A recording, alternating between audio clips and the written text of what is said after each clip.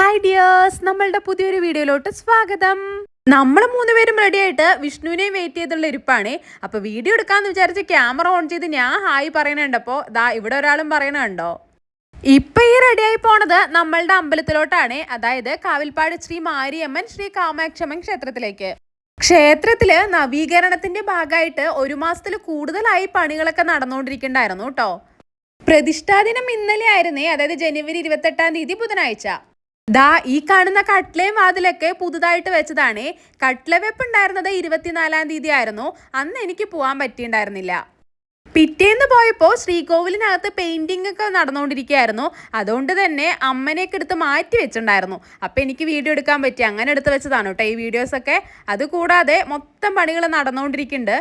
അവസാനത്തെ മിനുക്ക് പണികൾ എന്ന് വേണമെങ്കിലും പറയാം. കട്ട്ല വെപ്പ് കഴിഞ്ഞിട്ടും പണികളൊക്കെ ഉണ്ടായിരുന്നല്ലോ. ദാ ഇതൊക്കെ 24-ാം തീയതി കട്ട്ല വെപ്പിന്റെ ദിവസം എടുത്തിരുന്ന ഫോട്ടോസാണ് കേട്ടോ. 24-ാം തീയതി കട്ട്ല വെപ്പ് കഴിഞ്ഞ് ആ ദിവസം രാത്രിയും പിറ്റേ ദിവസം രാത്രിയും പകലൊക്കെ ആയിട്ടാണ് പണികൾ ഒരുവിധം തീർത്തത്. 26-ാം തീയതി വൈകിട്ട് 5 മണിക്ക് മഹാസുദർശന ഹോമത്തോട് കൂടിയിട്ട് ക്ഷേത്ര നവീകരണ യജ്ഞം സ്റ്റാർട്ട് ചെയ്തു.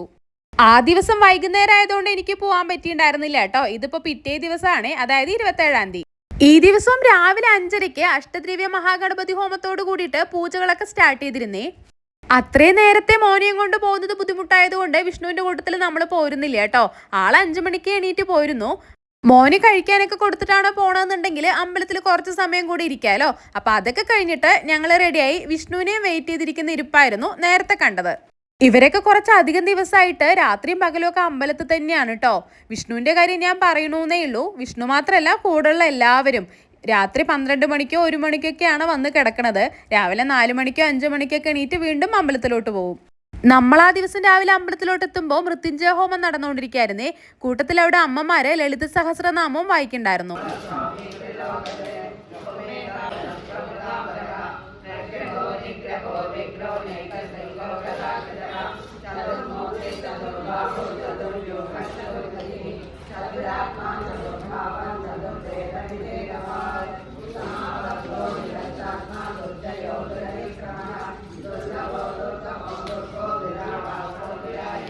അത് കഴിഞ്ഞ് 8 മണി മുതൽ തിലക ഹോമവും സായുജ്യ പൂജയും വിഷ്ണു സഹസ്രനാമ പാരായണവും ഒക്കെ ഉണ്ടായിരുന്നേ. അത് കഴിഞ്ഞ് രാവിലെ 10 മണിക്ക് ശ്രീ മുനീശ്വരൻ ശ്രീ ഭദ്രകാളി സാന്നിധ്യത്തെ കലാശത്തെങ്കിലേക്ക് ആവാഹനം ചെയ്യലായിരുന്നു. വിഗ്രഹങ്ങൾ പ്രതിഷ്ഠിക്കുന്ന അവിടുത്തെ കുറച്ച് പണികളും അവിടെ നടന്നുകൊണ്ടിരിക്കണ്ടേ. അതാണ് കേട്ടോ നേരത്തെ കണ്ടത്. അതൊക്കെ കഴിഞ്ഞ് പുതിയ വിഗ്രഹ ശുദ്ധിയും ജലാധിവാസം മുതലായ പൂജകളൊക്കെ ഉണ്ടായിരുന്നു കേട്ടോ. ആ ദിവസം വൈകുന്നേരവും അത്താഴ പൂജയ്ക്ക് മുമ്പേ പ്രസാദ ശുദ്ധിയും വാസ്തുബലി ഹോമൊക്കെ ഉണ്ടായിരുന്നേ. അപ്പോഴും എനിക്ക് പോകാൻ പറ്റിയിരുന്നില്ല. വിഷ്ണു അമ്പലത്തിൽ തന്നെ ആയതുകൊണ്ട് നമ്മളെ വിളിക്കാൻ വരലും കൊണ്ടുവിടലും ഒക്കെ ഒരു പണി തന്നെയാണ്. മോൻ കൂടുള്ളത് കൊണ്ട് അധിക സമയമൊന്നും അവിടെ നിൽക്കുകയുമില്ല. അതുകൊണ്ടൊക്കെയാണ് ഞാൻ ആ സമയത്ത് പോവാതിരുന്നത്. ഇതിപ്പോ 27-ാം തീയതി രാത്രിയാണ്. അത്താഴ പൂജ കഴിഞ്ഞ് നട അടച്ചതിന് ശേഷം അവിടെ ബാക്കിയുള്ള പണികളൊക്കെ തീർത്തുകൊണ്ടിരിക്കുന്നുണ്ട് കേട്ടോ. അതൊക്കെ കഴിഞ്ഞ് അമ്പലമൊക്കെ കഴുകി വൃത്തിയാക്കി പൂക്കളും കുരുത്തോലയൊക്കെ വെച്ച് അമ്പലം ഭംഗിയായി അലങ്കരിക്കലും അത് കഴിഞ്ഞിട്ടുള്ള ലാസ്റ്റത്തെ ഈ മിനുക്കുപണികളും വൃത്തിയാക്കലൊക്കെ കഴിഞ്ഞിട്ടാണ് ഇവരൊക്കെ വീട്ടിലേക്ക് വന്നത്. ഇതൊക്കെ വിഷ്ണു ഫോണിൽ എടുത്തു വെച്ചിരുന്ന വീഡിയോസ് ആണ്. അതൊക്കെ ഞാൻ ഇതിന്റെ കൂട്ടത്തിൽ ഇങ്ങനെ ആഡ് ചെയ്തുന്നേ ഉള്ളൂ കേട്ടോ. ദാ ഇപ്പോഴാണ് നമ്മൾ വ്ളോഗ് തുടങ്ങിയെടുത്തെത്തിയത്, അതായത് നമ്മളുടെ പ്രതിഷ്ഠാദിന ദിവസം. ബൈക്കിലൊക്കെ വന്നുണ്ടെങ്കിലും ഇടയിലൊരു റെയിൽവേ ക്രോസ് വരുന്നതുകൊണ്ട് ബൈക്ക് അപ്പുറത്ത് നിർത്തിയിട്ട് ഇങ്ങോട്ട് നടന്നു വരൽ തന്നെയാണ് കൂടുതലായിട്ടും ചെയ്യാറുള്ളത്. നമ്മുടെ മുൻപുള്ള വീഡിയോസൊക്കെ കണ്ടിട്ടുള്ളവർക്ക് അറിയാം, ഞാൻ അതിനകത്തും പറഞ്ഞിട്ടുണ്ട്. തലേ ദിവസം രാത്രി 12 മണിക്ക് ശേഷമൊക്കെയാണ് വിഷ്ണു വന്ന് കിടന്നിട്ടുണ്ടായിരുന്നത്. രാവിലെ 5 മണിക്ക് തന്നെ ആളെണീറ്റ് അമ്പലത്തിലോട്ട് വന്നു. 5:30 ഗണപതി ഹോമം സ്റ്റാർട്ട് ചെയ്തിട്ടുണ്ടായിരുന്നു. നമ്മൾ അവിടെ എത്തുമ്പോൾ ശ്രീ മാരിയമ്മയ്ക്കും ശ്രീ കാമാക്ഷമ്മയ്ക്കും ഉപദേവതകൾക്കൊക്കെ ഉള്ള കലാശ പൂജകൾ നടന്നുകൊണ്ടിരിക്കുകയായിരുന്നു. അത് കഴിഞ്ഞിട്ട് ദാ ഇതുണ്ടല്ലോ ഗുരുപൂജയായിരുന്നു കേട്ടോ. അത് കഴിഞ്ഞ് ശ്രീ ബ്രഹ്മരക്ഷസിനുള്ള പ്രത്യേക പൂജകൾക്ക് ശേഷം ശ്രീ ഭദ്രകാളി ശ്രീ മുനീശ്വരൻ എന്നിവർക്ക് ജീവകലാഭിഷേകം തുടങ്ങി കേട്ടോ.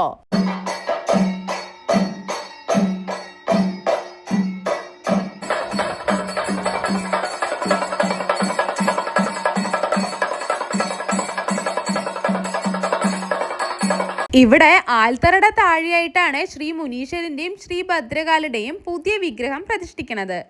കുറച്ചു മുൻപേ, അതായത് തലേ ദിവസത്തെ വീഡിയോയ്ക്കകത്ത് കാണിച്ചിരുന്നല്ലോ വിഗ്രഹം പ്രതിഷ്ഠിക്കുന്ന അവിടുത്തെ പണികളും അതിനുശേഷമുള്ള പൂജകളും ഒക്കെ.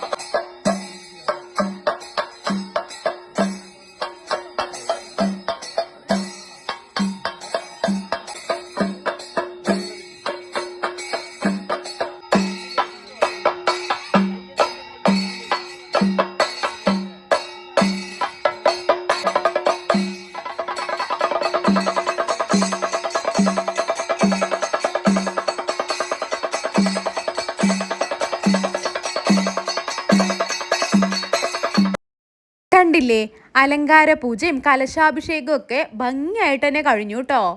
ജനുവരി 24 മുതൽ തുടങ്ങി 28 വരെയാണ് ക്ഷേത്ര നവീകരണ യജ്ഞവും പ്രതിഷ്ഠാദിന മഹോത്സവമൊക്കെ ഉണ്ടായിരുന്നത്. പക്ഷേങ്കില് കുറച്ചധിക ദിവസമായി അല്ലെങ്കിൽ മാസങ്ങളോളായി എന്ന് തന്നെ പറയാം. കുറച്ചധികം പേര് ഇതിന്റെ പുറകെ തന്നെ ആയിരുന്നു. പണിയുണ്ടെങ്കിലും അത് കഴിഞ്ഞ് വന്ന് വൈകുന്നേരമായിട്ടുമൊക്കെയാണ് അവർ ഓരോരോ പരിപാടികളായിട്ട് ഇങ്ങനെ തീർത്തത്. പ്രതിഷ്ഠാദിനത്തോടൊപ്പം തന്നെ ക്ഷേത്ര നവീകരണവും ശ്രീ മുനീശ്വരൻ, ശ്രീ ഭദ്രകാളി പുതിയ വിഗ്രഹം പ്രതിഷ്ഠിക്കലും ഒക്കെ ഉണ്ടായിരുന്നല്ലോ. അമ്പലത്തിൽ എപ്പോഴും നേരിട്ടെത്തി എല്ലാ പണികളും ചെയ്യാൻ പറ്റാത്ത ഒരുപാട് സഹായങ്ങളൊക്കെ ചെയ്യുന്ന കുറച്ചധികം പേരുണ്ട് കേട്ടോ. എല്ലാവരും കൂടെ ഒരുമിച്ച് കൂടിച്ചേർന്ന് ഇങ്ങനെയൊക്കെ ചെയ്യുമ്പോഴാണല്ലോ ഈ ഒരു ദിവസം ഇത്രയും ഭംഗിയാവുന്നത്.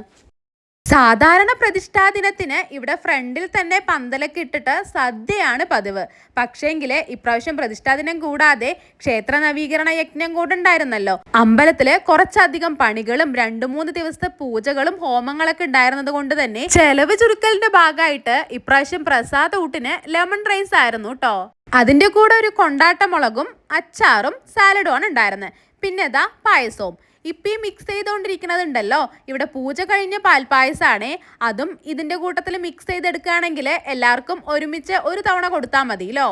11 മണിയാകുമ്പോഴത്തേനും തന്നെ അലങ്കാര പൂജയും കലശാഭിഷേകവും ഒക്കെ കഴിഞ്ഞിരുന്നു. 11:30ക്കാണ് ഭക്ഷണം കൊടുത്തു തുടങ്ങിയത്. 11 മണിയാകുമ്പോഴത്തേനും തന്നെ ഭക്ഷണമൊക്കെ എത്തിയിരുന്നു. പക്ഷേങ്കിൽ സാലഡ് ഉണ്ടല്ലോ, അതൊരു ബക്കറ്റിനകത്താക്കിയിട്ടാണ് കൊണ്ടുവന്നിരുന്നത്. ഇവിടെ എത്തിയതിന് ശേഷമാണ് അത് ചെറിയ കവറിലേക്ക് മാറ്റി റബ്ബർ ബാൻഡൊക്കെ ഇട്ട് സെപ്പറേറ്റ് ആയി പാക്ക് ചെയ്തെടുത്തത്. അതുപോലെ തന്നെ ഈ കൊണ്ടാട്ട മുളകും ഒരു പാക്കറ്റിനകത്താക്കിയിട്ടായിരുന്നു ഈ കൊണ്ടുവന്നത്. ഇവിടെ എത്തിയതിന് ശേഷമാണ് ഓരോ ബോക്സായി തുറന്ന് അതിനകത്ത് ഓരോ മുളകായി വെച്ചെടുത്തത്. കൊണ്ടുവന്ന പായസത്തിന്റെ കൂടെ അമ്പലത്തിലെ പ്രസാദവും ചേർത്ത് മിക്സ് ചെയ്ത് വെച്ചിരുന്നല്ലോ, അത് ഇതേപോലെ ഗ്ലാസ്സിലായി ഒഴിച്ചു കൊടുത്തേ.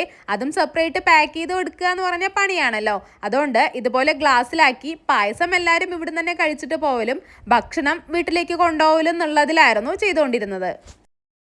പിന്നെ മെയിനായിട്ടൊരു കാര്യം പറയാൻ വിട്ടു. ഇത് നമ്മൾ പ്രജി എന്ന് വിളിക്കാറുള്ള പ്രജിത്ത്, ഇവനാണ് കേട്ടോ ഇന്നിപ്പോൾ അമ്പലത്തിലേക്കുള്ള ഈ ഫുഡ് സ്പോൺസർ ചെയ്തത്.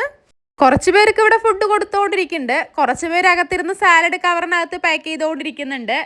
ഇപ്പൊ ഇവരിവിടെ ചെയ്തുകൊണ്ടിരിക്കുന്നത് കൊണ്ടാട്ട മുളക് എടുത്ത് ആ ബോക്സിനകത്ത് ആക്കിക്കൊണ്ടിരിക്കലാണ്. 2-3 ദിവസമായി തിരുമേനിയും കൂടെയുള്ളവരും പൂജയും ഹോമങ്ങളൊക്കെ ആയിട്ട് ഇവിടെ താമസമായിരുന്നല്ലോ.